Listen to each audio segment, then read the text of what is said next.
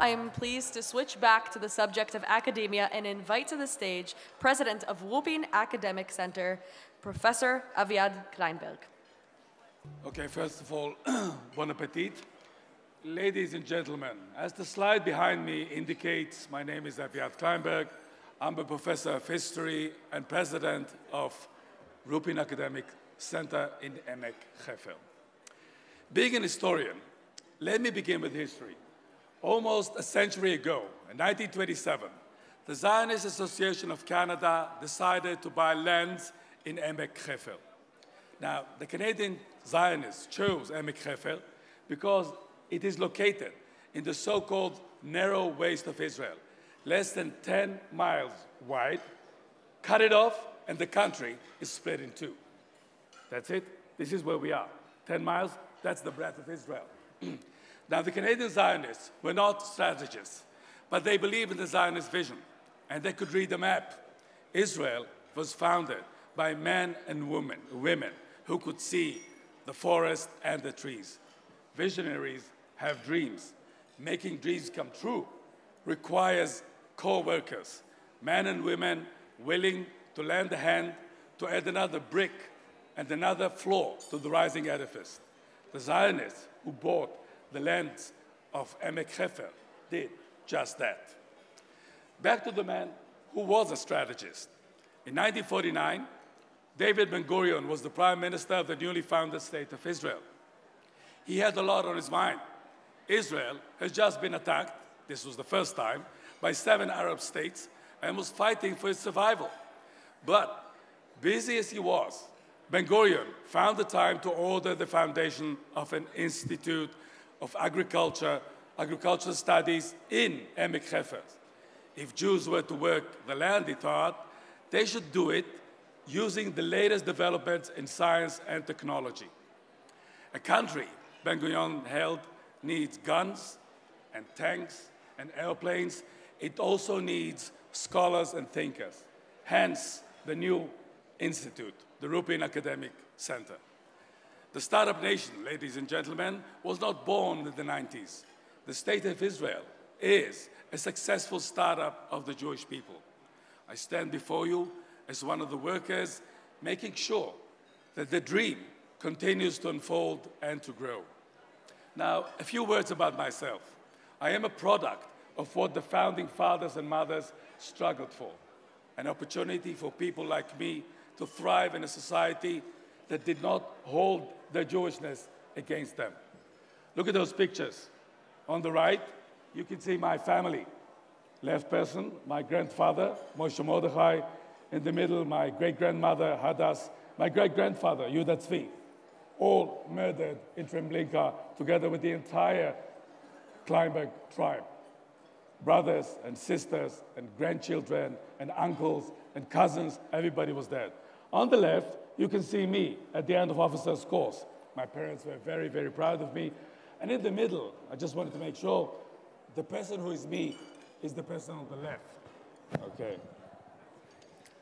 So, born in Beersheba to Holocaust survivors from Poland, World War II interrupted my parents' education. My father managed to study 8 grades, my mother 6. My grandfathers were poor workers. My grandmothers, it might surprise you to hear, were both literate. I was a first-generation student. Israel gave people like me the chance they would not have had in Eastern Europe. I graduated from high school and went to the army, where I served as an officer in a combat unit. When I was discharged from the army, I went to study history at Tel Aviv University. Then I got a Rothschild Fellowship to study for a PhD at the University of Toronto. 6 years later, I returned to Tel Aviv University as a professor. In my years at Tel Aviv, I was head of general studies, head of the School of History, head of Tel Aviv University Press. My books were published by Harvard, Columbia, and Chicago University presses. They were translated into many languages. But I wanted to do more. 3 years ago, I got a chance to do just that. I was elected president of the Rupin Academic Center. I wanted to work in an academic institute where opening doors for talented first-chance students is its main mission. Rupin is such a place. When I was in my 20s, doors were open for me. Now, it was my turn to open doors for others. At Rupin, we recognize talent that others sometimes fail to recognize. We accept students that other institutions may not accept. But we do not promote low standards. On the contrary, by the time we finish training our students, they can compete with anyone. Sometimes, all it takes to discover talent is a willingness to do extra work. The hinges may be a bit rusty, a little effort, and another door is open. But it's not just self-fulfillment that we promote. We certainly teach our students to believe in themselves and strive for excellence. But we also teach them to believe in others, and more important, to care for others. Our students are taught to take responsibility for their classmates, for their communities, for Israeli society. Israel belongs to the human mosaic it is made of. It belongs to people with different means and different abilities. It is our duty to make Israel great, a land safe and prosperous, where dreams can come true for all who dare to dream. I told you that we do not lower our standards. Behind me are some examples proving that excellence and social commitment can go hand in hand. These are some of our stars, but I say again, but raising the next generation of students isn't all we do. We are not just a school, but a center of research and entrepreneurship. Here are some of the projects that the Rupin Academic Center chose to focus on. 1. How can we strengthen personal and national resilience in Israel? On October 7, our world was shaken to the core. The sights and sounds of slaughter and unimaginable cruelty, the realization that our existence is much more fragile than we thought, traumatized all of us. Like the entire Israeli society, we joined the effort to defend Israel. At some point, about a quarter of our students and faculty were in uniform. But doing our duty, we thought, was not enough. We asked ourselves, what more can we do? In Rupin, we have a very strong group specializing in trauma and resilience. We have one of the only MA programs in Israel specializing in trauma. We have a research center specializing in mental pain. With the help of the Trauma Coalition of Israel and the Rothschild Foundation, we opened a center for resilience. It helps victims and offers training to what we call resilience leaders throughout the country. Trauma must be treated not only by therapists and specialists, but by communities. We know how to create circles of intervention. We are now helping others create them in their own communities. Number 2, how can we help immigrants and displaced persons cope?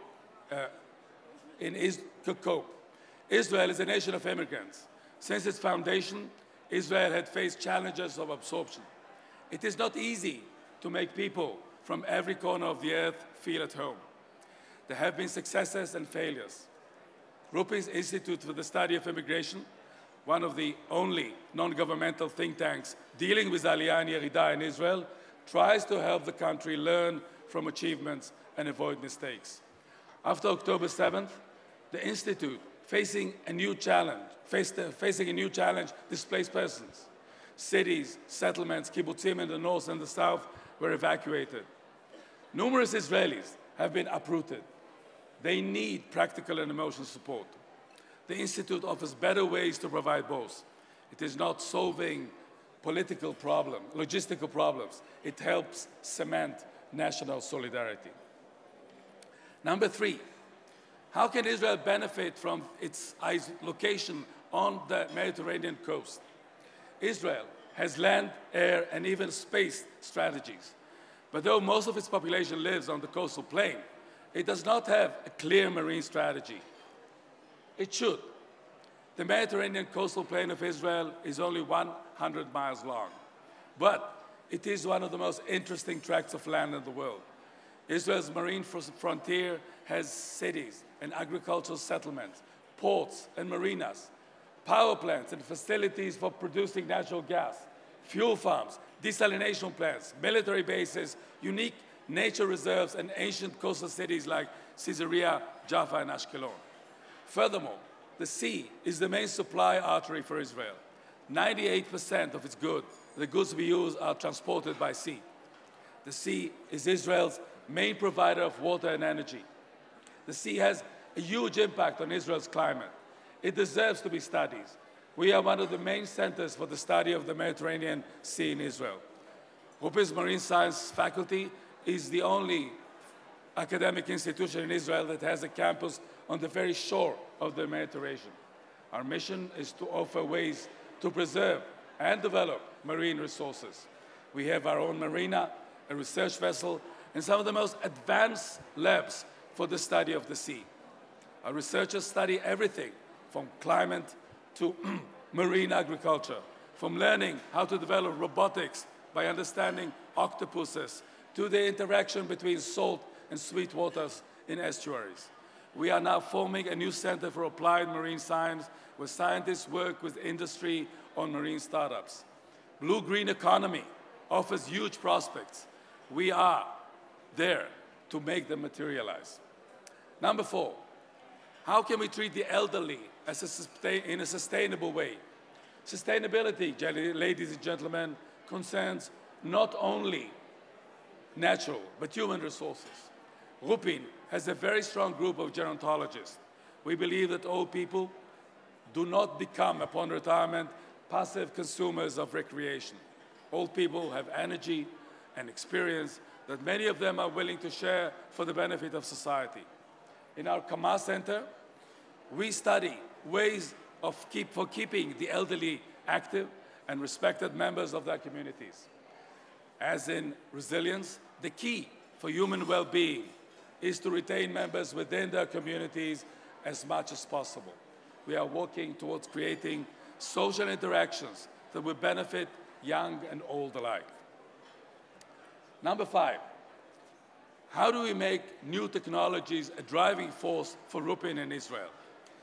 The artificial intelligence revolution is in full swing. You're either on the fast-moving train or you're left behind.